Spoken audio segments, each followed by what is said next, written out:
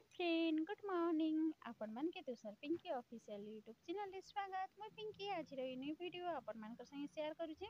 भाବୁची वीडियोटा आपण माने लास्ट पर्यंत देखिबे आ वीडियोटा केमती हेजी कमेंट द्वारा निहाती जणाबे चैनल जदि नुआ आस्थिबे ना तो प्लीज चैनल के टिके लाइक शेयर कमेंट करबा लगे बिल्कुल भी नहीं भूलबे वीडियोटा के लास्ट पर्यंत निहाती भाबरे देखिबे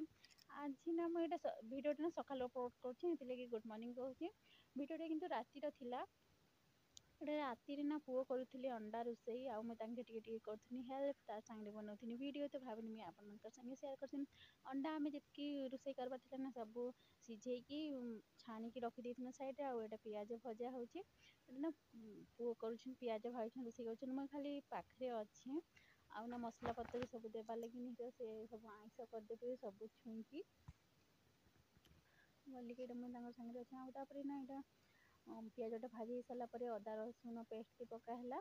ମାନେ ପକେଟ୍ ବାଲା ଯେଉଁ ମସଲା ନା ବଟା ନେଇକି ଏମିତି ବିନା ବଟା ମସଲାରେ ଏଇଟା ଅଣ୍ଡା ରୋଷେଇ କରାହେଉଛି ତ ସେଥିଲାଗି ଭାବିନି ମୁଁ ଆପଣମାନଙ୍କ ସାଙ୍ଗେ ଟିକେ ସେୟାର କରିଛି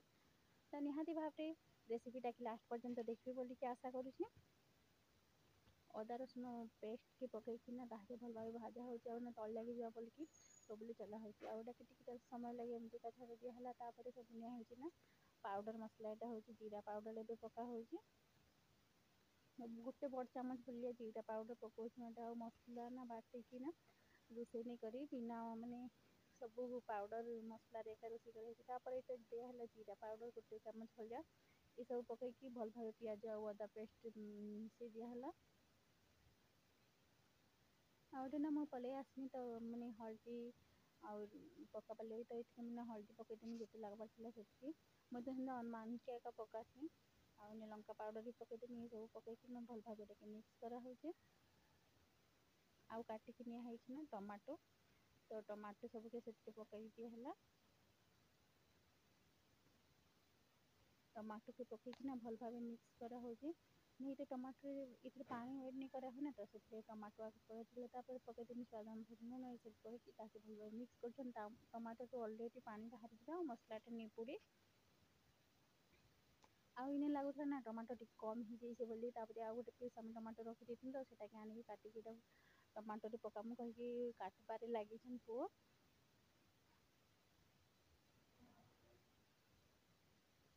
କାଲେ ବେଶୀ ଟମାଟୋ ହେଇଗଲେ ନା ଖଟା ଲାଗ୍ବା ତ ସେଥିଲାଗି ନା ଆମେ ବେଶୀ ହେଇଯିବା କହିକି ରଖିଦେଇଥିଲୁ କିନ୍ତୁ ଲାଗିଲା ରୋଷେଇ କଲା ବେଳେ କମ୍ ହେଇଛି ତ ଆଉ ଟମାଟୋ ପିସ୍ଟା ଆଣିକି କାଟିକି ସେଥିରେ ପକାଇଦେଲୁ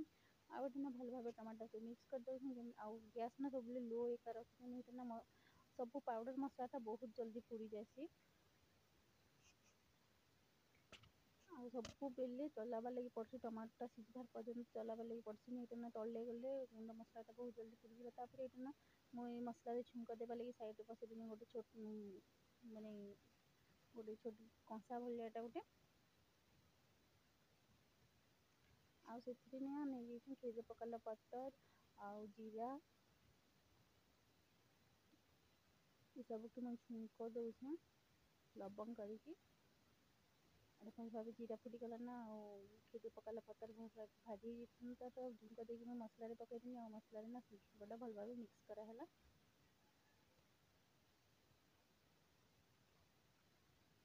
ଲାଗୁଥିଲା କି ନା ବହୁତ ତେଲ ହେଇଯିବା କହିକି ଆଉ ଥରେ ତେଲ ପକାଇଲା ପରେ କିଛି ଦିନ ପରେ ମାନେ ମସଲାଟା ଭାଜି ହେଇସାରିଲା ପରେ ନା ଲାଗିଲା କି ତେଲଟା ବେଶୀ ହେଇଯିବ କିନ୍ତୁ ନେଇ ହୁଏ ବୋଲିକି ଏଇଟା ମୁଁ ଟିକେ ଦେଖି ଦେଉଛି ନେଇ ହୁଏ ତେଲ ମସଲା ତ ଆଉ ଏଡ଼୍ କରାହେବ ନା ମୁଁ ତେଲଟା ନେଇ ହୁଏ ଅଧିକା କହିନି ତାପରେ ନା ଗରମ ମସଲା ପକା ହେଲା ତାପରେ ଚିକେନ୍ ମସଲା ପକା ହେଲା ଏସବୁ ପକେଇକି ଭଲ ଭାବେ ମିକ୍ସ କରାହେଲା ଆଉ ଏଟାକୁ ସବୁବେଲେ ଚଲା ଏକା ହେଉଛି ନା ଗୁଣ୍ଡ ମସଲାଟା ନା ଏତେ ତଳେ ଲାଗିଯିବ ଆଉ ସାଇଡ଼ରେ ମୁଁ ନା ଟିକେ ପାଣି ଗରମ କରିଦେଇଛି କହିନି ଏଥିରେ ଏଡ଼୍ କରିବାର ଲାଗି ଆଉ ଟମାଟୋଟା ଭଲ ଭାବେ ସିଝି ଯାଇଥିଲା ନା ଆଉ ସବୁ ମସଲା ଭଲ ଭାବେ ଭାଜି ହେଇଯାଇଥିଲା ନା ତ ମୁଁ ଟମାଟୋଟା ସିଝିଲା ପରେ ନା ମୁଁ ପାଣି କଷାରେ ଗରମ କରିଥିଲି ଯେମିତିକି ଏକା ଫୁଟେଇଥିଲି ନା ସେଥିରେ ପାଣି ଗରମ କରିଥିଲି ତ ପାଣିଟା ଅଳ୍ପ ଟିକେ ଟିକେ ଯେତିକି ଦରକାର ସେତିକି ପକଉଛି ଆଉ ପାଣିକି ଫୁଟବାର ଲାଗି ନା କିଛି ସମୟ ଲାଗି ଆମେ ଛାଡ଼ିଦେନୁ ତାପରେ ବାହାରେ ଯାଇକି ଟିକେ କଥାବାର୍ତ୍ତା ହେନୁ ଆଉ ଏଟା ଗ୍ୟାସଟା ଲୋ ଥିଲା ନା ତ ଆସିକି ଟିକେ ହାଇ କରିଦେନି ଜଲ୍ଦି ପାଣିଟା ଫୁଟବା କହିକି ମସଲା ପାଣିଟା ଆଉ ଦେଖ ମସଲା ପାଣିଟା ପୁରା ଏଇଟା 5-6 ମିନିଟ୍ ହେଲା ନା ଭଲ ଭାବେ ଫୁଟି ଯାଇଥିଲା ନା ତ ଏବେ ମୋତେ ଅଣ୍ଡା ସବୁକେ ପକାବାର ଥିଲା କେତେ ସୁନ୍ଦର ଦିଶୁଛି ପାଣିଟା ଫୁଟିଲା ବେଲେ ଆଉ ନା ସବୁ ରୋଷେଇ ଆଜି ସରି ସାରିଥିଲା ନା ଅଣ୍ଡାଟା ଲାଷ୍ଟରେ କରାହେଲା तो ये अंडा भाजी रखा है तो मुझे सबको चामच रे पकाऊँ हाथ यूज नहीं करवा अंडा के पकईकि भल भाव मिक्स करके फुटबार लगे किसी समय दे छाड़देनी तो आज अंडा तरकारी रेसीपी आपण मानके केमती लगला वीडियो निहाती भाव में जनाबे चैनल जदि नुआ आसथिबे ना तो प्लीज चैनल के लाइक शेयर कमेंट करवा लगे बिल्कुल भी नहीं भूलबे वीडियोटा के लास्ट पर्यंत निहाती भाव में देखबे और एमती ना अंडा के माने फुटबार लगे 5-10 मिनट छाड़देनु तापर ना गैस बंद करके पकईदेनु धनिया पत्र पकईकि किसी समय पर खाइबाटा हो गला स्टार्ट।